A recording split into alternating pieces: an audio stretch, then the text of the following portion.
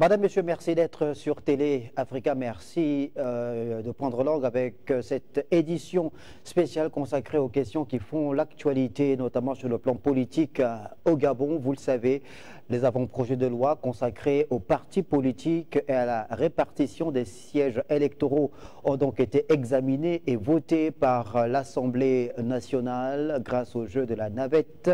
Ces deux avant-projets de loi se trouvent aujourd'hui sur la table du Sénat de la République.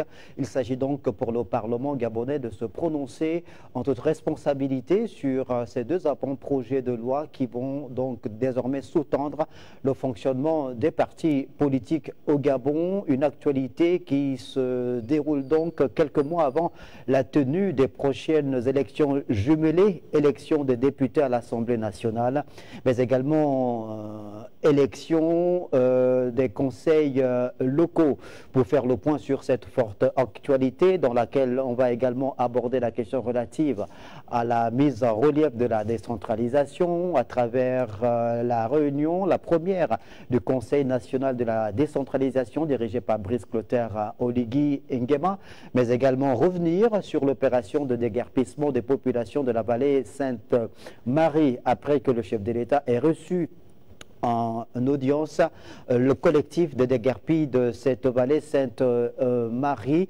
Voilà donc le principal trame de cette édition spéciale dans laquelle j'ai le plaisir de recevoir sur Télé Africa Alain-Claude Bidebidze, ancien Premier ministre, acteur politique. Alain-Claude Bidebidze, bonjour. Bonjour, Monsieur Pambou. Merci beaucoup d'avoir accepté notre invitation. Merci de m'avoir invité. Alors, nous avons donc le plaisir de vous recevoir dans cette édition spéciale ce 23 juin 2025. C'est un jour marqué, offert par le leader que vous êtes, puisque l'annonce a été faite il y a quelques jours maintenant d'une vaste campagne d'adhésion au sein d'Ensemble pour le Gabon, la plateforme qui vous a accompagné durant la dernière élection présidentielle. La première date avait été annoncée, ensuite différée. Qu'en est-il exactement de cette campagne d'adhésion voulue par vous au sein d'Ensemble pour le Gabon qui est en train de devenir un parti politique? Ensemble pour le Gabon est déjà un parti politique. Nous sommes partis de la plateforme qui a porté nos ambitions à la fois pour exprimer nos points de vue, nos avis et nos désaccords sur l'avant-projet de constitution et sur le projet de constitution. Nous sommes allés au référendum porter la voix du non avec Ensemble pour le Gabon et cette plateforme est devenue un parti politique. Essayons de ne pas aller dans les superlatifs. Nous lançons une campagne d'adhésion parce qu'il est important que les militants se retrouvent dans un parti politique, qu'ils sachent quelle est l'idéologie du parti, comment fonctionne le parti, quels sont les organes du parti. Nous devions lancer cette campagne le 18 juin. Il y a eu quelques problèmes techniques parce qu'il fallait sécuriser le site internet et faire en sorte que ceux qui adhèrent en ligne, que ce site ne soit pas piraté, qu'on n'ait pas de fausses adhésions. Et aujourd'hui, on fera le point. Je crois que demain, on va lancer officiellement cette campagne d'adhésion. Donc finalement, au lieu de ce lundi 23, c'est ce mardi 24 juin que cette campagne d'adhésion sera officiellement lancée au sein d'Ensemble pour le Gabon. Exactement. Et nous irons petit à petit vers les Gabonaises et les Gabonais pour leur expliquer notre démarche et pour obtenir leur adhésion. Ceux qui nous ont soutenus déjà pour la présidentielle, peut-être vont-ils nous soutenir pour le parti politique. On verra bien. Vous savez qu'une différence entre l'électeur et le militant. On peut voter pour quelqu'un sans pourtant s'engager politiquement à ses côtés. Là, ce que nous recherchons, c'est ceux qui vont s'engager politiquement en tant que militants, mais aussi en tant que sympathisants, parce qu'on a besoin de partager nos idées, mais aussi d'être aux côtés des populations gabonaises à leur écoute permanente. Et il n'y a qu'un parti politique et ses organes qui peuvent aider à le faire. C'est-à-dire que pour vous, il est important de capitaliser ce pourcentage que vous avez obtenu lors de l'élection présidentielle du 12 avril dernier. Vous êtes arrivé en second derrière Brice Clotaire Oligui Nguema, mais vous estimez qu'il y a des Gabonais qui ont voté pour vous et vous vous engagez avec ce parti-là pour mettre en relief vos idées, évidemment, mais surtout répondre aux aspirations de ces Gabonais qui vous ont voté. Au-delà du score, il y a le projet que nous avons porté. Et l'actualité montre bien que ce projet que nous avons porté est ce qui devrait répondre davantage aux attentes des Gabonaises et des Gabonais. Je prends la question du chômage des jeunes. Nous avons un gouvernement qui est sourd, qui est aveugle à cette préoccupation majeure de la jeunesse gabonaise et qui ne propose aucune solution. Ce n'est pas en cassant les maisons, ce n'est pas en construisant des bâtiments qu'on va régler la question du chômage des jeunes, notamment les jeunes sortis de l'UOB. Donc il n'y a pas de solution pour eux. Et notre projet, c'est un ensemble de solutions, y compris sur des questions d'accompagnement de la jeunesse, d'accompagnement des personnes isolées, des personnes du troisième âge. J'ai lu récemment dans la presse que l'île Maurice va mettre en place un minimum vieillesse, ce que nous avons proposé dans notre projet. Et donc, il faut continuer à expliquer ce projet aux populations parce qu'il ne s'agit pas d'adhérer uniquement parce qu'il s'agit d'Alain Claude Billy-Bizet. Il faut adhérer à un projet. Nous devons désormais concevoir des partis politiques comme des organes qui vivent et qui doivent survivre à leurs fondateurs. Et donc, pour nous, Ensemble pour le Gabon, c'est un projet collectif, c'est un projet commun qui est porté par des Gabonaises et des Gabonais, mais c'est un projet qui doit continuer à être bâti, structuré, à l'écoute des Gabonaises et des Gabonais, et aussi en tenant compte de ce qui se fait par l'exécutif actuel. Alors vous parlez donc de changer la donne en ce qui concerne le fonctionnement des partis politiques, créer des partis qui doivent survivre à leurs fondateurs. Évidemment que c'est dans l'air du temps puisqu'il y a des exemples qui sont légion dans notre pays, des grandes formations politiques qui n'ont pas pu survivre à leurs leaders politiques. On peut parler de l'UPG de Pierre Mombuntu, on peut parler du PGP de Pierre-Louis Ngonjo Okawe. Des exemples comme ça, il y en a par dizaines dans notre pays. Puisqu'on parle de partis politiques, Alain Claude Billy-Bizet, au moment où vous créez Ensemble pour le Gabon comme étant un appareil politique qui va donc mettre en relief vos idées forces, il y a cette actualité, on l'a dit en introduction, en lien avec ces deux avant-projets de loi. Le premier consacré aux partis politiques, au fonctionnement des partis politiques au Parlement actuellement. Il a déjà été voté par l'Assemblée nationale. Les conditionnalités, il y a eu des propositions, il y a eu des modifications. Il semblerait aujourd'hui, avant qu'on ait la mouture finale présentée en Conseil des ministres, qu'on soit finalement revenu comme conditionnalité. La première, à ce que désormais les partis politiques, pour exister, devraient avoir premièrement 3 élus nationaux, 3 élus nationaux, 15 000 locaux, 12 000 adhérents NIP. Votre réaction déjà sur cette première proposition, cette première conditionnalité? Vous savez, diriger un pays, ce n'est pas mettre des camisoles de force. Diriger un pays, ce n'est pas mettre des restrictions partout. Diriger un pays, ce n'est pas exclure. Et vous avez des dirigeants qui ont pour slogan l'inclusivité, mais qui en fait sont en permanence en train d'exclure, en train de régenter, en train d'exiger un certain nombre d'éléments pour vivre, pour exister. Je trouve que cette manière de procéder est contraire à l'idée que l'on se fait la démocratie. La démocratie ne peut pas être régulée à coup de cravache. La démocratie doit être régulée par l'élection. C'est l'électeur qui décide à qui il fait confiance et à qui il donne la possibilité d'exister et de porter une voix contradictoire ou une voix d'organisation ou une voix exécutive. C'est l'électeur qui décide. Les Gabonaises et les Gabonais ont des préoccupations aujourd'hui. La vie chère, l'eau, l'électricité, le chômage des jeunes, l'habitat. Et au lieu de répondre à ces préoccupations, on crée un faux débat. On traite des partis politiques comme des boucs émissaires. En quoi est-ce que les partis politiques, tels qu'ils ont existé, peuvent être considérés comme responsables de la malgouvernance du pays? En quoi est-ce qu'ils ont empêché qu'il y ait une économie prospère? En quoi est-ce qu'ils ont empêché qu'il y ait des infrastructures, d'énergie, l'eau, les routes? En quoi est-ce que les partis politiques, une centaine, ont été responsables de cela? Et voici des gens, il y a encore quelques mois, quelques semaines, qui ont créé un vaste mouvement. Ils ont appelé les partis politiques à aller adhérer, à aller soutenir. Ils y sont allés en masse et on sort de là, on tape sur les partis politiques. Ça n'a aucun sens. C'est l'électeur qui décide. Un parti politique est une association privée. On peut estimer qu'on fixe des conditions dans lesquelles pour lesquels l'État peut être amené à financer un parti politique. Ok, on va dire, si vous avez besoin de financement public, voici les conditions. Mais s'il n'y a pas de financement public, pourquoi voulez-vous exiger d'un parti politique pour exister qu'il ait 12 000 adhérents avec la production du numéro d'identification personnelle? Pourquoi? On est en train de fliquer un pays. On est en train de chercher à savoir qui milite où, qui fait quoi. On se retrouve dans quel pays? Combien de Gabonais vont avoir le courage de dire, avec mon NIP, je milite désormais dans tel parti politique? Combien de Gabonais? Alors, à l'acteur Bilibidze, vous parlez donc de ces mesures que vous estimez être très Elles sont drastiques. attentatoires à la liberté d'opinion, attentatoires à l'expression libre des idées. Les idées, elles ne naissent pas nécessairement dans des grands mouvements. Les idées n'ont pas besoin de majorité.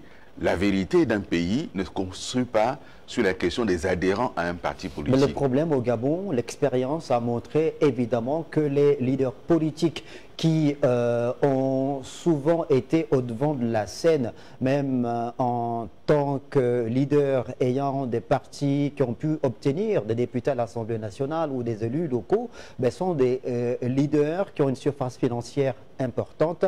Ce sont les leaders issus des partis politiques, notamment le Parti démocratique gabonais, considéré pendant ces dernières décennies comme étant le parti au pouvoir, qui jouissait donc de tous les privilèges de l'État, de la République, pour pouvoir se structurer sur le terrain. Il y a un déséquilibre total entre le PDG, certains de ses alliés et d'autres formations politiques au rayonnement complètement confidentiel. Il y a des leaders, il y a des présidents des partis politiques qui existent depuis plus d'une vingtaine d'années, qui n'ont jamais eu un seul élu local, un seul député, quid justement de ce type de parti politique-là? Je vous pose encore une question qui est simple. Ça dérange qui et ça dérange quoi? Si quelqu'un anime un parti politique sur 10 ans, sur 15 ans, sur 20 ans, il y met de son argent, il n'a pas d'élu, en quoi cela dérange-t-il la République? En quoi cela dérange-t-il l'économie nationale? En quoi cela empêche-t-il le pays de se développer? En quoi? À quoi servent alors ce genre de parti politique, sachant que lorsque l'on crée un parti politique, je l'imagine, c'est le cas pour vous, quand vous créez Ensemble pour le Gabon aujourd'hui, c'est que vous avez un objectif à atteindre. Mais c'est mon objectif à moi. Un parti politique n'est pas une relique. En quoi est-ce que cet objectif que je me fixe, moi, en créant un parti politique, peut-il déranger la nation? C'est cela, c'est-à-dire que l'exécutif doit résoudre les problèmes. Il est là pour résoudre les problèmes qui se posent au pays. En quoi est-ce que le fait pour un parti d'exister depuis 20 ans sans avoir d'élu, en quoi cela dérange-t-il la nation? Ça pose quel problème? Le pays ne finance pas ce parti, l'État ne le finance pas, ce parti ne trouve pas l'ordre public. En quoi cela dérange-t-il? Cela dérange personne. C'est un faux débat. C'est un débat aujourd'hui qui est posé sur la table parce que ceux qui dirigent veulent régenter la démocratie, veulent choisir avec qui discuter, veulent eux-mêmes décider de qui est capable d'être à la tête d'un parti politique et de faire disparaître les autres. Pourquoi? Je pose encore une question à laquelle ils ne répondent pas. Lorsqu'on doit légiférer, c'est pour résoudre un problème. Quel est le problème que pose l'existence de plusieurs partis politiques à l'équilibre de la nation? Il y a un fait sur lequel on peut s'appuyer pour essayer d'aller un peu plus en profondeur par rapport à l'analyse ou le décryptage qu'on est en train de faire. C'est qu'on parlait tout à l'heure de l'incapacité de certains partis politiques de façon caricaturale, qualifiés de partis gazelle par exemple, de pouvoir être au même niveau que les grosses formations politiques. Là, vous créez Ensemble pour le Gabon. Mais Ensemble pour le Gabon... Je vous dis encore une fois... Écoutez-moi, s'il vous plaît. Oui. Vous créez Ensemble pour le Gabon, il a fallu la mise en relief d'un mécanisme qui vous permet justement d'obtenir du ministère de l'Intérieur le récépissé qui va créer le parti politique. Il y a des formations politiques qui, malheureusement, ont parfois... monnayer leur récépissé pour permettre la création de notre parti politique. Pourquoi votre propos, vous êtes journaliste, vous êtes libre, pourquoi votre propos consiste-t-il à défendre ce qui est indéfendable? Non, je ne suis pas en train de défendre. Bien, je vous pose une question exemple qui peut nous aider à comprendre. Je vous pose une question à laquelle ni vous, ni l'exécutif n'arrivez à répondre. Quelle est la problématique qu'on veut résoudre en régentant ainsi les partis politiques? Un parti qui existe depuis 30 ans, qui n'a pas d'élu, il dérange quoi dans la démocratie? Il apporte quoi dans la démocratie? Je pose une question. Il apporte le débat d'idées. Et le débat d'idées, ce n'est pas les élus. Qui sont complètement à faune. Hein. Mais il existe. Il apporte un débat. Il existe. Le simple fait d'exister, d'avoir son idée, de pouvoir s'exprimer même en temps électoral, c'est une idée qui existe et qui doit continuer à se développer. On n'est pas obligé, dès sa création, d'avoir des élus. Les idées ont le temps de mûrir. Une idée qui commence aujourd'hui, peut-être dans 20 ans, aura-t-elle cours maintenant dans l'opinion? On parle aujourd'hui, je prends l'exemple, on parle aujourd'hui en France du Rassemblement national. Mais ce parti politique créé par Jean-Marie Le Pen et les siens n'avait pas d'élu au début. Ces idées étaient même extrêmement combattues. Ces idées sont aujourd'hui, 20 ans, 30 ans plus tard, en train de devenir majoritaires dans l'opinion en France. Et donc, il faut laisser le temps aux uns aux autres de faire mûrir leurs idées. Il ne faut pas régenter cela. Mais il faut surtout être structuré. Il faut avoir... Mais qu'est-ce que l'État vient chercher? Qu'est-ce que l'État vient chercher dans la circulation libre des partis? Jean-Marie Le Pen s'est structuré avec une monsieur. pensée. Excusez-moi. Ça n'a pas fonctionné comme cela. Je pose encore une question. Le parti politique est une association libre. L'État autorise la création de partis politiques parce que la Constitution consacre la liberté d'opinion, la liberté d'association, sous respect de l'ordre public. En quoi est-ce que ceux qui sont à 15 dans un parti politique troublent-ils l'ordre public? On me dit non pas d'élu, mais un parti politique, c'est la démocratie qui dit qui peut être élu ou pas. Donc là, l'État ne sait pas quoi faire. Et l'État s'invente des missions parce qu'il faut remplir des vides. Il y a un vide sidéral dans ce qui doit être proposé par l'exécutif. Il n'y a rien. Et aujourd'hui, on fait quoi? On dit qu'il faut avoir 12 000 adhérents. Mais l'adhérent n'est pas l'électeur. Attention, personne ne gère le choix électoral de quelqu'un. On peut être adhérent à un parti politique et voter pour un autre candidat que celui de son parti. C'est ça la liberté également qui est accordée à chaque citoyen. Donc l'adhérent n'est pas l'électeur. Et moi, je peux créer un parti politique et ne pas avoir une ambition nationale. Je peux créer un parti politique parce que je veux être maire de Mivoul. Mais pourquoi est-ce que pour être maire de Mivoul, j'ai besoin qu'il y ait 12 000 adhérents? Il n'y a pas 12 000 électeurs à Mivoul. Pourquoi est-ce que ce serait ça? On parle de la décentralisation. C'est l'autorité locale, le pouvoir local. Et l'élection locale, pourquoi pour être maire de Mivoul, j'aurais besoin d'appartenir à un parti politique qui a 12 000 adhérents? J'en ai pas besoin à Mivoul. Et donc, en fonction des ambitions des uns des autres... sur la casquette d'indépendant? Mais c'est un choix. C'est un choix. Et donc, ce choix-là qui est donné aux uns aux autres doit être le choix de l'électeur. C'est l'électeur qui accorde ses suffrages à tel parti politique ou à tel projet politique porté par un parti ou par un candidat indépendant. Laissons l'électeur faire ce choix-là.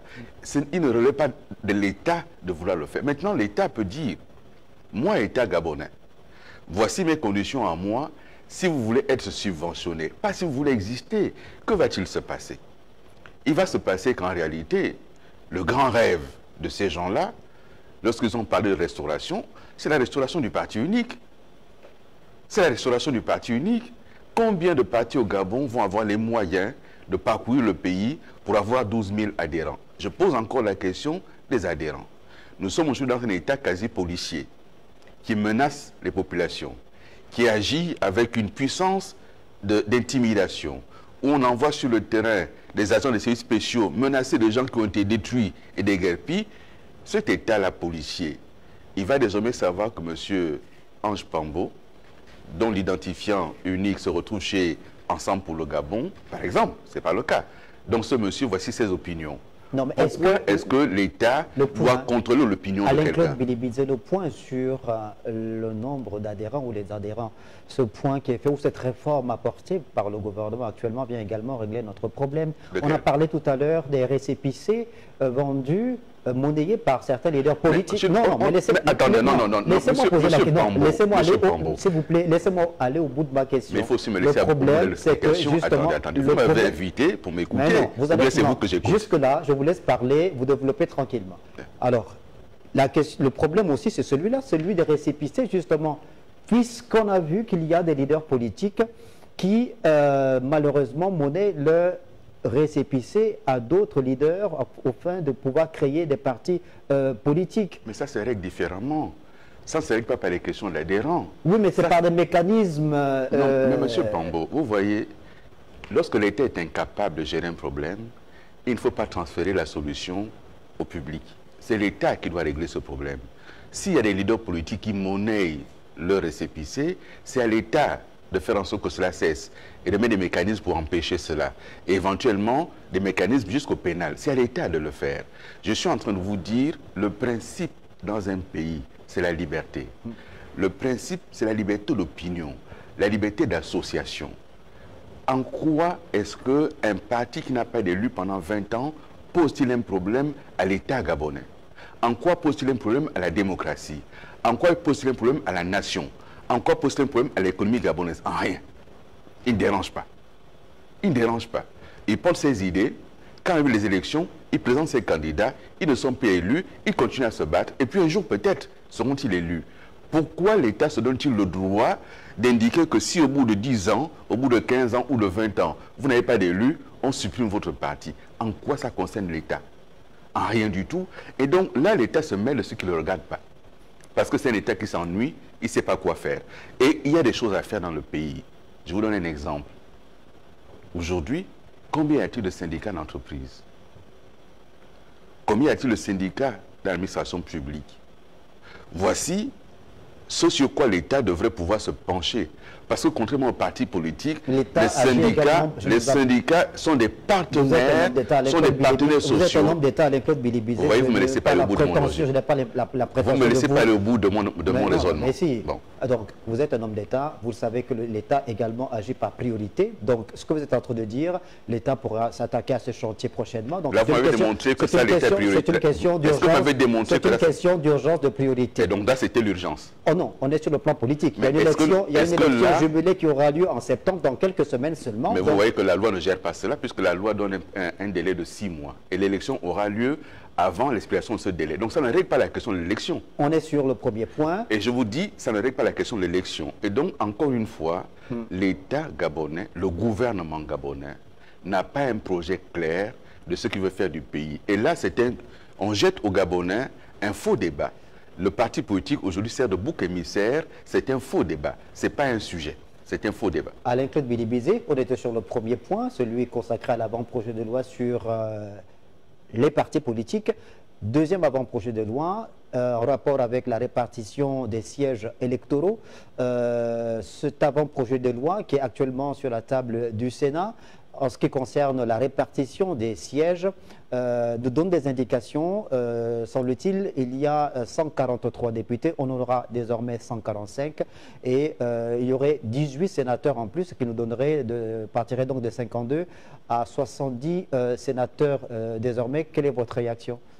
Vous savez que moi j'ai proposé la suppression du Sénat, parce que pour moi c'est une institution qui est totalement inutile dans le contexte actuel. Non pas que les sénateurs ne soient pas en capacité d'eux, mais dans l'organisation de cette institution Parlement, le Sénat n'est pas utile, puisque dans le débat du parcours d'une loi, c'est l'Assemblée nationale qui a le dernier mot. Et donc on perd du temps, on perd de l'énergie, on perd de l'argent à avoir 2 chambres. En plus, on nous dit qu'on veut faire des économies, mais on ajoute le nombre de sénateurs. Ça n'a vraiment pas de logique. Et là, le gouvernement a manqué de courage. C'est là qu'il fallait avoir un vrai débat national sur la question du redécoupage électoral. C'est là qu'on aurait eu un vrai sujet, avec les déséquilibres qui existent, où vous avez la commune d'Akanda, d'accord, qui n'a que 2 députés. La commune d'Akanda, à elle seule, elle est 3 fois plus peuplée que Langounier, mais Langounier a 11, 12 ou 13 députés, je ne sais pas trop, peut-être 11. Et donc, ces déséquilibres-là, il faut les régler. Il faut les régler en tenant compte de 2 facteurs connus. La démographie, le territoire. Mais l'État, le gouvernement, n'a pas eu le courage de s'attaquer à ce débat. Pourquoi? Parce qu'ils estiment qu'ils ne vont pas se tirer une balle dans le pied. Et ce n'est pas à eux de venir régler les problèmes. Mais c'est un vieux débat. Il n'est pas nouveau. C'est un vieux débat sur la question du découpage électoral. Les partis politiques ont souvent fait des propositions, mais ça n'a jamais prospéré. Pourquoi ça n'a jamais prospéré? Mais parce que vous pouvez nous en dire plus? Mais parce que le découpage électoral est une question politique. Et celui qui tient l'État, qui tient la majorité, ne souhaite pas faire un redécoupage pour lequel il pourrait perdre un certain nombre de sièges. C'est quelque chose de complexe. Et lorsqu'on donne comme cela 2 députés pour les Gabonais qui vivent à l'étranger, cette répartition, quand vous la regardez, comment ça va fonctionner? Je n'en sais rien. Je n'ai pas les détails de cet avant-projet.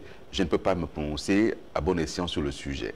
Mais je considère, moi, que c'était là un vrai chantier, ce découpage électoral, en tenant compte de la démographie et des déséquilibres observés entre provinces. Ça veut dire qu'aujourd'hui, ce qui est mis en relief, c'est l'argument territorial. Vous avez pris l'exemple d'Akanda et de Langounié. On a bien compris qu'en termes de superficie, la province de Langounié est l'une des plus grandes du Gabon. Là, c'est clairement l'argument territorial qui prévaut. C'est l'argument territorial, mais c'était un argument politique. On a découpé des sièges dans des provinces qui, au lendemain de la conférence nationale, étaient plutôt favorables au Parti démocratique gabonais, et on a essayé de dégarnir les provinces qui étaient favorables à l'opposition. Ça s'est fait comme ça. Et cela s'est poursuivi ainsi jusqu'à aujourd'hui. Et c'est le cas actuellement. C'est un débat qui est ouvert. Ce qui a été fait n'a pas attaqué le débat de fond, mais il faudra bien que ce débat de fond soit posé sur la table. Selon vous, c'est donc une forme de rendez-vous manqué, ou il y a comme une forme d'inachevé par rapport à cette réforme-là en lien avec la répartition des sièges électoraux? Je ne sais même pas si ça a commencé. À partir du moment où il a été indiqué dans la loi électorale qu'il y a 145 sièges de députés, il s'agissait simplement de constater et d'acter qu'il y a 2 sièges des Gabonais de l'étranger. Pour ceux qui sont des sénateurs, ils feront les choix qu'ils voudront, mais ça n'a pas beaucoup d'importance. Alors, redécoupage électoral, vous... Et il n'y en a pas eu. D'accord. Oui, non, je sais qu'il n'y en a pas eu. Vous parlez donc de l'argument de la démographie pour pouvoir justifier justement ce redécoupage électoral. Est-ce qu'on peut faire un lien avec la décentralisation? Il y a une commission nationale de la décentralisation qui a tenu ses travaux le 17 et le 18 juin dernier. Le gouvernement souhaiterait hâter cette traduction en acte de la décentralisation dont on parle depuis le milieu des années 90 au Gabon. Est-ce que vous pensez qu'il y a un lien possible à faire justement entre le redécoupage électoral et la décentralisation? En l'état actuel, il n'y a pas de lien. Mais la décentralisation est un vrai sujet. J'espère que ce comité qui s'est réuni, j'espère qu'il allait au bout des vrais sujets. Lesquels sujets, pour l'essentiel, concernent la volonté que l'État doit afficher de décentraliser, de se départir de certaines compétences et de les transférer. Compétences techniques, compétences financières, compétences humaines. Et de pouvoir impulser par la décentralisation un vrai développement local. Aujourd'hui, nous avons un pays qui est déséquilibré dans son développement. Et ce déséquilibre se voit lorsque la Banque mondiale nous rappelle que le Gabon est un pays qui est très urbanisé. Cela ne veut pas dire que c'est une bonne chose pour nous. Ce que ça veut dire simplement, c'est que les populations sont obligées de quitter l'arrière-pays pour essayer de trouver refuge dans les centres urbains en espérant avoir un petit peu de travail, un peu d'emploi, un peu de mieux vivre, parce qu'il y a quand même un certain nombre d'infrastructures qui n'existent pas dans l'arrière-pays.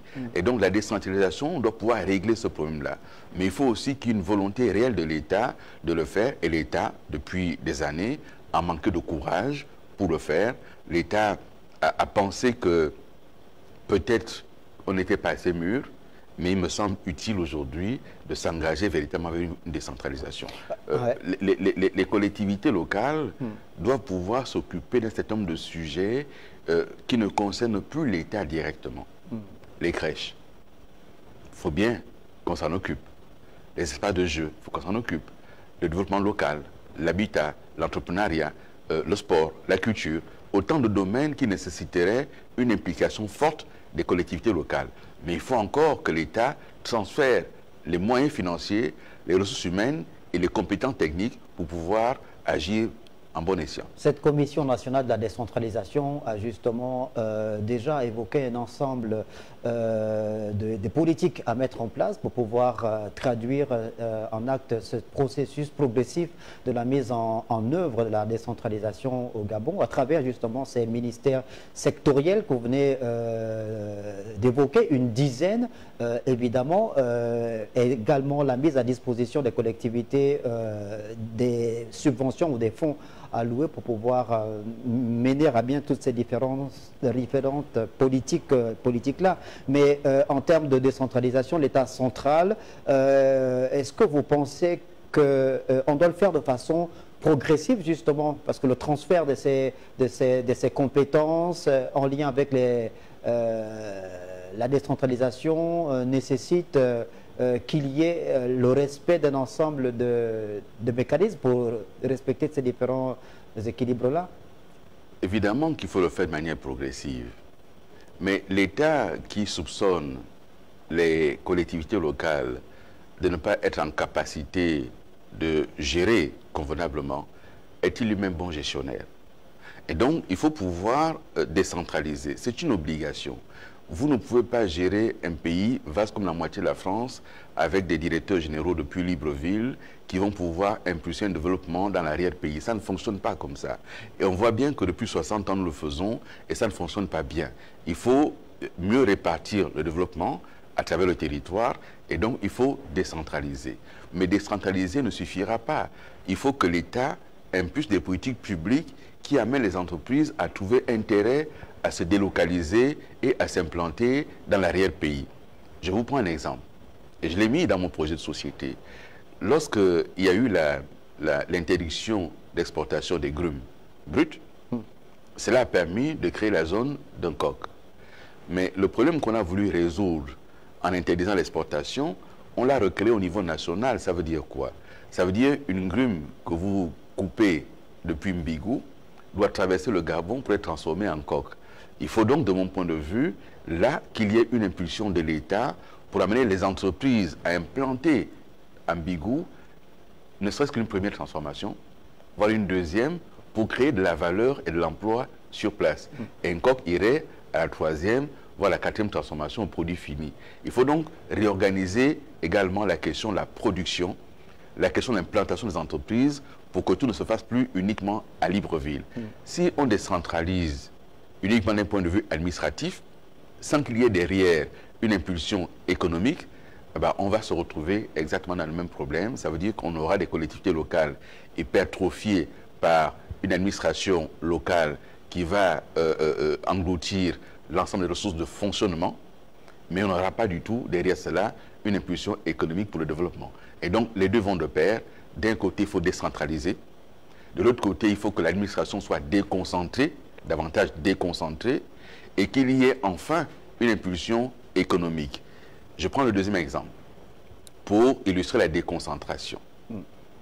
Pourquoi voulez-vous qu'un directeur d'école ou un censeur soit nommé en conseil des ministres?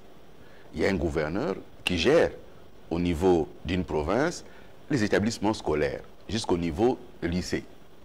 Mais si on déconcentre, on a donc le délégué de l'académie provinciale qui doit pouvoir travailler avec le gouverneur pour pouvoir regarder quels sont les enseignants qui ont été performants, comment on peut mieux les récompenser, etc. Ça voudra donc dire qu'il faut transférer au niveau de l'administration, la province, les compétences qui lui permettent de pouvoir proposer des nominations, des promotions et aussi des sanctions. Si tout cela doit remonter au Conseil des ministres, comment est-ce qu'on fait pour être au plus près de l'évaluation et de la décision? Et donc il faut déconcentrer et il faut décentraliser et il faut une impulsion plus générale sur les questions économiques. Sinon, ça ne fonctionnera pas. Alain-Claude Bilibidze, évidemment que vous suivez l'actualité, vous savez que le gouvernement, lors d'un conseil des ministres, a annoncé la fin de l'exportation du manganèse sous la forme actuelle à partir de 2029, je pense, la transformation locale du manganèse. Vous venez de parler tout à l'heure de cette décision prise par le gouvernement il y a quelques années, décision décision relative à l'interdiction de l'exportation des grumes, favorisant la transformation locale justement de ces grumes. Ça n'avait pas été vu d'un bon oeil par nos partenaires sur le plan international, des multinationales qui avaient vu leur poil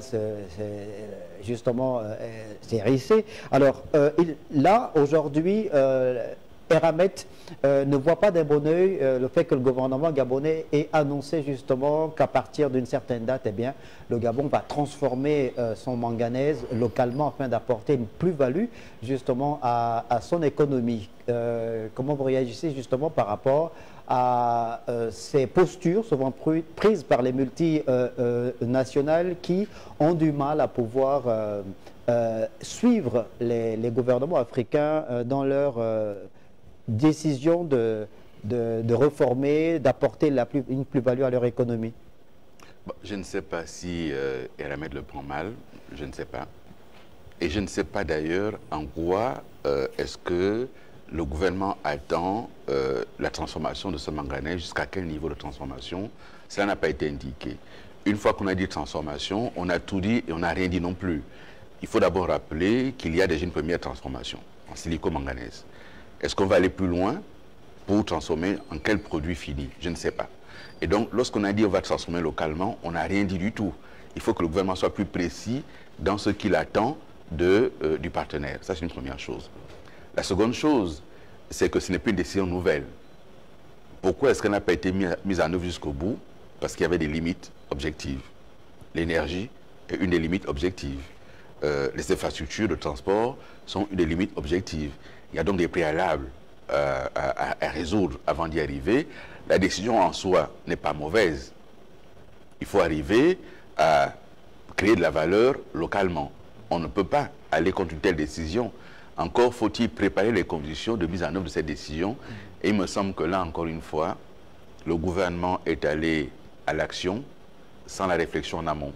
Commençons par réfléchir, par bien réfléchir et décidons en connaissance de cause. Le gouvernement s'est donné le temps nécessaire justement pour pouvoir traduire en acte cette réforme, cette volonté-là, puisque ça ne se fera pas demain ni après-demain, c'est dans quelques années. Donc on a le gouvernement le temps de préparer. C'est dans 3 ans.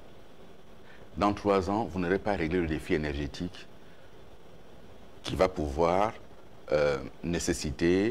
qui va se poser pour la transformation du manganèse. Il vous faut 2500 à 3000 mégawatts. Vous ne les aurez pas dans 3 ans. Et donc, la durée qui est fixée me paraît pas réaliste. Le projet en soi est un bon projet, mais les termes fixés ne me paraissent pas réalistes. C'est tout. Je crois que les 3 années n'ont pas été fixées après réflexion. Encore une fois. Alain-Claude Bilibidé, on vous a vu sur le site de la vallée Sainte-Marie il y a quelques jours au contact des populations déguerpies de ce site-là. Vous avez même décidé de pouvoir accompagner ces populations à travers la saisine des conseils d'avocats donc pour accompagner ces différents compatriotes qui se sont constitués en collectif et qui ont été reçus par le président Brice Clotaire à Oligui Nguema. Aujourd'hui, quelle est votre posture après justement que le gouvernement ait décidé de recevoir le collectif, mais surtout de mettre en place un comité qui devra passer au peigne fin cette opération, mais surtout la situation de ces compatriotes, puisqu'il est établi qu'il y a certains qui n'avaient pas été recensés ou indemnisés. Le gouvernement donc a décidé de mettre un visage humain sur cette opération. Ce visage se traduit où? Ce visage humain se traduit où? À travers la mise en place du comité qui a été décidé. Mais entre-temps, les populations vivent où? Dorment où? Vous voyez, lorsque je parle d'un gouvernement qui agit et qui réfléchit ensuite, ce comité aurait dû être mis en place en amont. Aujourd'hui, lorsqu'on aurait identifié que telle famille n'avait pas été recensée avant, qu'elle n'avait pas reçu d'indemnisation, et que finalement, il faut pouvoir l'accompagner. Comment on évalue son bien quand il a été détruit? Donc, on a commencé par détruire, et ensuite on dit, bah, on va s'asseoir, on va évaluer. Je crois que c'est se moquer du monde. Pardonnez-moi, mais on se moque du monde. Et ce que je trouve déplorable dans cette histoire, c'est que finalement, on va sur place, on regarde, on va accompagner les populations, Et on nous accuse de récupération politique. Mais dans cette histoire, si quelqu'un récupère politiquement, c'est celui qui a cassé. C'est un peu l'assassin qui revient sur le lieu du crime et qui dit, ah, mais finalement, ah, il est mort. Oh, je ne voulais pas faire ça comme ça. Bon, regardons ce qu'on peut arranger. On arrange quoi? Les populations aujourd'hui gabonaises, quand on les déplace, parce que ce site est réputé être un site de l'État, je dis bien réputé, je rappelle que l'État gabonais a saisi le tribunal de Libreville pour demander l'autorisation de déguerpir les populations et que l'État gabonais n'a pas attendu la décision du tribunal qu'il est allé casser les maisons. Donc c'est déjà l'État gabonais qui l'a fait, c'est pas moi. Deuxième chose, moi j'ai dit aux populations, votre besoin aujourd'hui, ce n'est pas qu'on vous apporte de l'eau, même si ceux qui apportent de l'eau font ce qu'ils peuvent. Votre besoin aujourd'hui, c'est regarder comment on vous aide à défendre vos droits. 3 cabinets d'avocats ont été retenus. Jusqu'à l'heure où nous parlons, les Gabonais, les compatriotes ne sont pas saisis les avocats. Moi, je ne peux pas aller plus loin que cela.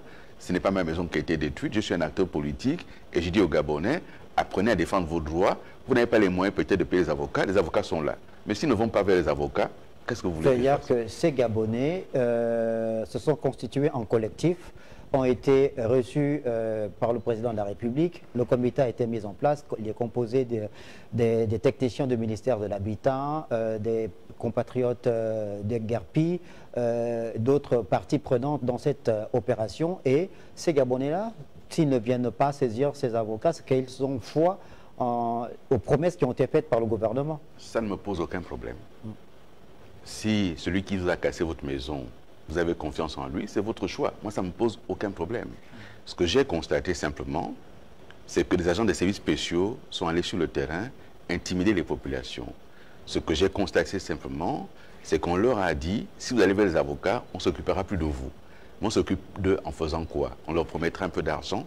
Certains ont commencé à récupérer un peu d'argent sous la table. Un État n'agit pas comme ça. L'État a promis de reloger, de trouver des sites de relogement à ces personnes qui n'avaient pas été recensées, à ces populations qui n'avaient pas été recensées. Vous voyez, est-ce que vous avez été cassé, vous? Ben moi, j'habite pas là-bas. Est-ce que vous vivez dehors, vous? Mais j'habite pas là-bas. Bien. Donc, celui qui a été cassé et qui habite dehors et à qui on dit, on a promis un site de relogement. Ce site est où? Il se situe où? C'est-à-dire que là, nous sommes en train de parler de vies humaines. Nous parlons de drames familiaux. Une maison qu'on a cassée, ce n'est pas que des bâtiments, ce n'est pas que des murs. Ce sont des vies. Ce sont des vies qui ont été brisées. Et puis, on va faire de la communication dessus. Moi, on me dit que je suis allé faire de la récupération politique. Mais quand je vois communication aussi. Mais quand je vois qu'on a dit, mais les enfants, on va les mettre à l'internat du Lycémba, très bien. C'est déjà fait? Très bien. C'est là-bas qu'ils vont vivre désormais. Une fois passé l'examen, ils vont où? Et leurs parents sont où? Et leurs petits frères qui, eux, ne passaient pas l'examen, vivent où? Moi, j'ai des parents là-bas. Les familles sont aujourd'hui dispersées. On a certains enfants chez telle famille, d'autres là-bas, monsieur, madame ici. C'est ça une famille? Est-ce qu'un État a le droit de faire ça? Là, on a parlé de derrière l'Assemblée nationale et ça se poursuit dans Libreville. Mais donc, dans tout Libreville, ce sera la cité administrative. Là, quand on casse la Signé au Vendo, là-bas, c'est une cité administrative. Il s'agit de quoi exactement? Et cette cité administrative, il y a celle qui existe déjà, qui envoie la finalisation au niveau de, à côté de l'Immaculée. La cité Émeraude. La cité Émeraude. Le financement de cette cité, c'est dans quelle loi de finances? Quel est le budget de l'État qui conçut cette cité Émeraude? Quelle loi de finances? Quel département ministériel? C'est écrit où? Et ce qui va arriver derrière l'Assemblée nationale, c'est écrit dans quelle loi de finances? Et donc, la vraie question qui doit se poser, qui finance cela? Qui finance? Si ce n'est pas la loi de finances, le financement vient d'où? Et donc, est-ce qu'on a le droit comme cela de mettre à la rue des populations gabonaises pour remplacer par des bâtiments administratifs? Alain-Claude Bilibizé, c'est un vieux projet, évidemment. Je ne dis pas que c'est un nouveau projet, c'est un vieux projet. Il n'a jamais abouti. Il n'a jamais abouti. Vous voyez, vous êtes dans le raisonnement du gouvernement. Non, mais c'est un vieux projet, plus d'une trentaine d'années, il n'a jamais abouti. Il y a des populations qui avaient été recensées, indemnisées. Il y en a même qui sont partis de ce site, qui ont construit. Est-ce que vous savez qu'une DUP a une durée de vie? Une déclaration d'utilité publique a une durée de vie. Lorsque l'État émet une déclaration d'utilité publique, l'État indique ce qu'il doit faire sur ce site, sur combien de temps. Et si l'État ne l'a pas fait, Il faut recommencer la procédure. Est-ce que vous le savez ça? Ça, c'est la loi gabonaise. Donc, ça veut dire que... Mais quels sont les nœuds gordiens qui ont fait en sorte que depuis... Là, vous changez le sujet. Non, vous changez le sujet. Vous voulez me parler des sources de financement, vous avez changé le sujet aussi. Non, je n'ai pas changé. Je suis en train de vous dire... Monsieur Pourquoi les Pambo, différents gouvernements n'ont pas pu le faire aboutir alors que c'est un projet salvateur, évidemment? Salvateur pour qui? Mais pour le Gabon, pour la ville, pour l'urbanisation. Et pour les populations qui n'ont plus de toit, c'est salvateur? C'est ça le sujet. La question, ce n'est pas l'humain. Non, ne retourne pas la question. Mais je la retourne pas. Pourquoi le projet n'avait pas abouti alors qu'il a été initié depuis le début des années 70? Je vous rappelle, que s'est-il passé? Monsieur Ange Pambo, je vous rappelle une petite chose qui est simple. Dans notre pays, vous pourrez trouver comme ça 1000 projets qui ont été prévus et qui n'ont pas abouti. Pourquoi? Je ne suis pas là pour répondre à cela. Je n'ai pas été président de la République. Vous avez été Premier ministre. C'est une autre responsabilité que vous aviez. 7 mois. Oui. Et 70, je n'étais pas Premier ministre. Non, pas 70, je ne l'étais pas. Mais le principe de la continuité de l'État. Mais non, ce n'est pas moi qui faut apporter la continuité de l'État uniquement, monsieur. Nous parlons de populations. Nous parlons de quoi? Nous parlons de quoi? Nous parlons de populations qui ont été déguerpies. D'accord? De manière brutale. Et pour lesquelles il n'y a pas de solution. C'est ça le sujet. Et vous me retournez en disant, oui, mais c'est un vieux projet. Oui, c'est un vieux projet. Est-ce que parce qu'il est vieux, que les gouvernements précédents ne l'ont pas fait, c'est pour ça que l'actuel a raison de casser les maisons sans solution?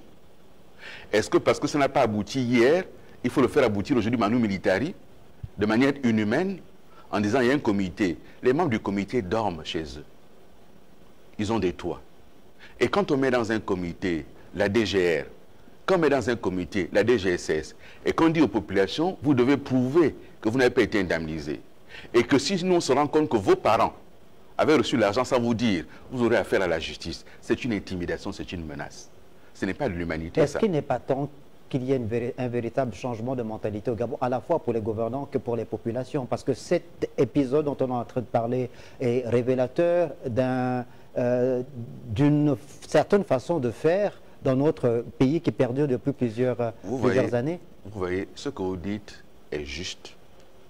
Mais en même temps, ce n'est pas factuel. Nous devons tout changer. Mais vous venez de me rappeler que j'ai été aux responsabilités. Lorsque j'ai été aux responsabilités, nous avons engagé des projets. Notamment des projets concernant les bassins versants.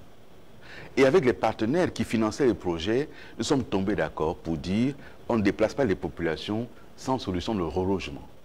C'est comme ça qu'on a construit 1000 logements à Bikélezon qui ont été construits. Qui sont complètement enfouis sous les herbes. On a vu les vidéos circuler récemment.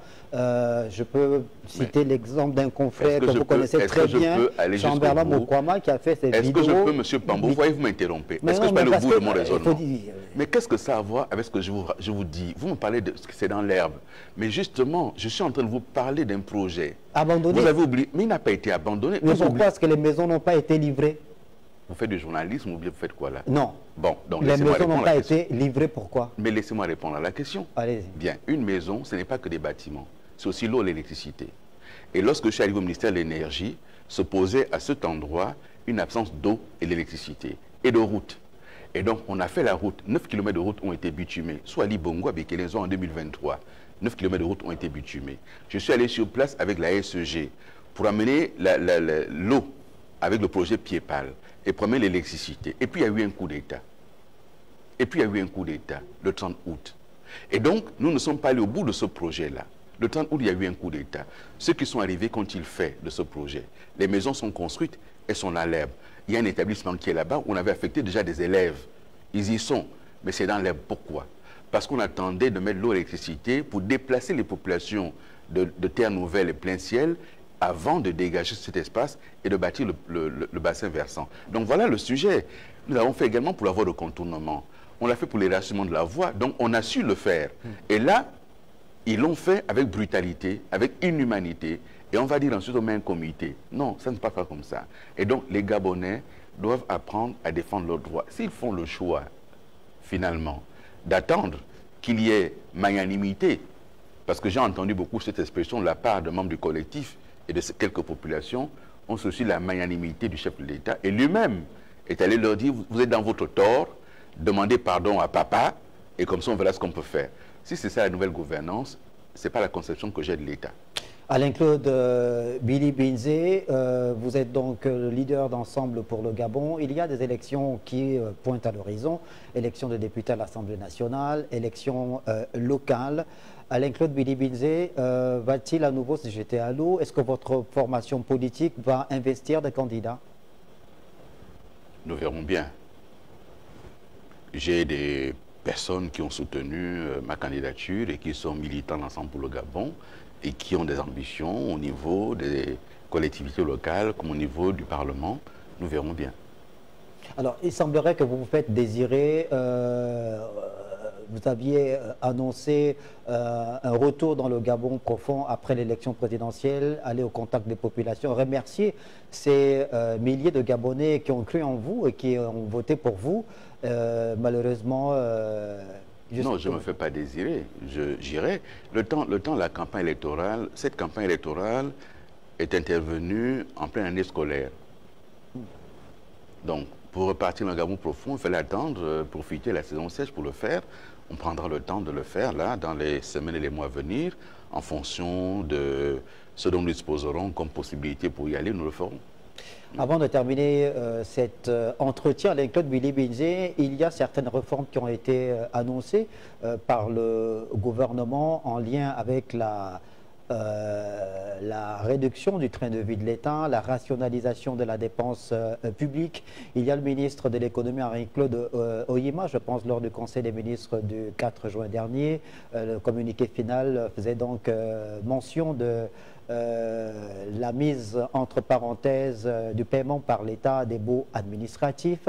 Le Conseil des ministres de vendredi dernier, le 20 juin, a également fait l'annonce d'un certain nombre de mesures, celle par exemple d'arrêter la gratuité du paiement, du transport urbain pour ce qui est des deux sociétés publiques, Sogatra et Transurb. Il y a, mais également d'autres mesures en rapport avec les voyages des membres du gouvernement qui ont été déclassés notamment. Certains parlent d'austérité. Comment vous réagissez justement par rapport à l'annonce de ces mesures qui ont pour objectif de pouvoir maîtriser la dépense publique? Vous prenez, repartez dans les archives. L'arrivée de M. Mildoumba au ministère de l'économie, ces mêmes mesures avaient été annoncées. Les mêmes mesures. Le sujet, c'est que s'est-il passé? Pourquoi ça n'a pas eu les effets attendus? Dans les charges de l'État, les missions des fonctionnaires, ce n'est pas la charge la plus importante. Il faut rationaliser.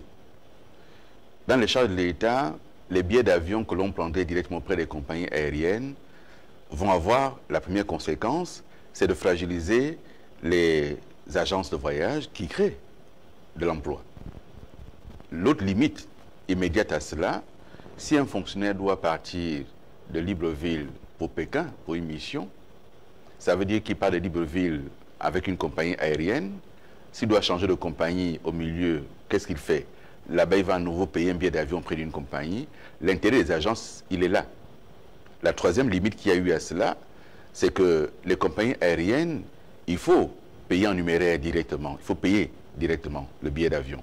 Les agences avaient une certaine facilité et l'État payait par la suite. Et donc, s'ils estiment que c'est là les poches d'économie, c'est un choix que je n'aurais pas fait. Parce que ce n'est pas là les poches les plus importantes de l'économie. Les voyages du président, ils coûtent combien à l'État? En 2024, 27 milliards de francs CFA dépensés en voyage du président. Quelqu'un a régulé ça? Non. Combien coûtent les fonds de souveraineté attribués au président? Ça coûte combien à l'État? Est-ce que quelqu'un régule ça? Non. Voilà les vrais sujets sur lesquels il serait bien avisé de s'attaquer. Après, ce sont des réformettes qui n'auront pas d'importance dans la gestion de l'État. Lorsqu'on suspend pour 6 mois les taxes sur les importations, c'est bien, ça va soulager le panier de la ménagère pour 6 mois. Et après, il se passe quoi? Et pendant ces 6 mois-là, ce sont les ressources fiscales qui vont manquer au budget de l'État. Voilà les conséquences qu'il y a. Il faut donc, de mon point de vue, sortir de ces effets d'annonce pour attaquer les vrais sujets. Les vrais sujets qu'il faut attaquer dans notre pays sont clairs. Il faut une vraie réforme des finances publiques. Il faut une transparence dans la gestion des finances publiques. Il faut qu'on sache quels sont les revenus des uns et des autres, de manière transparente. De façon à ce que, lorsqu'on demande aux fonctionnaires de faire des efforts, que les efforts partent de là-haut jusqu'en bas. Mais si c'est le pauvre petit fonctionnaire qui doit payer et qu'on jette en pâture, ça n'a pas un gros intérêt pour moi. Et donc, ces mesures avaient été prises déjà, elles n'ont pas eu l'effet escompté, et là, je crois qu'il n'y aura pas non plus l'effet escompté. Alain-Claude Billy-Bizet, quelle peut être votre conclusion avant que nous ne mettions fin à cet entretien? Si vous voulez, moi, de mon point de vue, notre pays a besoin de réformes, mais des réformes de fond. Et nous avons aujourd'hui à la gouvernance de l'État des personnalités qui ne s'attaquent pas au vrai sujet. Lorsqu'on nous a annoncé à l'issue d'un conseil des ministres que 93% des marchés attribués en 2025 l'ont été par un temps direct, quelles sont les conséquences qui ont été tirées de ça? Est-ce que quelqu'un a été sanctionné? Non. Est-ce qu'une entreprise a été sanctionnée? Non. Est-ce qu'un fonctionnaire a été sanctionné? Non. Donc pourquoi cette conclusion? Lorsque vous avez le ministre de l'économie et des finances chargé de la dette qui cumule avec ses fonctions à la banque et qui, à l'heure où nous parlons, a ses bureaux à la banque, est-ce que ça c'est convenable dans un pays qui veut se réformer? Donc nous avons d'un côté la pratique que l'on observe et de l'autre côté les proclamations de bonne intention mais qui derrière n'ont pas de réalité concrète. Il faut changer la vie des Gabonais. Il faut trouver des solutions aux attentes des Gabonaises et des Gabonais. Et casser les maisons des Gabonais pour permettre aux Libanais de construire leurs bâtiments ne me semble pas être la bonne option. Casser les maisons des Gabonais pour faire de Libreville finalement une forme de plateforme, une forme de Las Vegas où chacun vient mettre de l'argent qu'il ne peut pas mettre ailleurs. Un boulevard, une cité administrative, l'aménagement d'un bassin versant, vous pensez que c'est du divertissement? C'est Las Vegas? Ce sont des projets officiels qui ont été annoncés par le gouvernement. Je n'ai pas entendu de Libanais dans ce projet-là. Un projet de gouvernement a un financement public. Une fois qu'on a annoncé le projet, quel est le financement? Soit en ressources propres, soit en ressources d'emprunt. Il faut être transparent en disant voici ce que nous voulons construire, voici le financement. S'il n'y a pas cette transparence, je me permets moi de soupçonner autre chose. Et je le soupçonne pourquoi? Parce que les premiers bâtiments qui sont construits ne le sont pas par l'État. La tour H, qui est construite sur un site aménagé par l'État à coût de dizaines de milliards, ce n'est pas l'État qui le finance. Et les autres tours, ce n'est pas l'État non plus. Et donc, à ce jour, nous ne voulons pas de projet de l'État dans ces aménagements qui sont faits. C'est pour cela que nous sommes amenés, nous, à nous poser des questions. Oui, des bassins versants, mais ils ont un financement public connu. Il y a un financement d'emprunt qui est connu sur les bassins versants. On sait qui a prêté l'argent à l'État pour les bassins versants. Mais les constructions qui vont se faire autour, qui les finance? Il faut de la transparence sur ce sujet. Et malheureusement, nous avons un gouvernement là-dessus qui manque de transparence. Alain-Claude Billy-Bizet, Télé Africa vous remercie d'être passé sur le plateau de cette édition spéciale. Évidemment que nous aurons plaisir de vous retrouver à d'autres occasions pour continuer à décrypter l'actualité qui prévaut au Gabon. Merci beaucoup d'être passé sur l'édition spéciale. Ainsi se referme cet entretien avec Alain-Claude Billy-Bizet, ancien Premier ministre, acteur politique. Merci de nous avoir regardé. Bonne suite des programmes sur votre chaîne.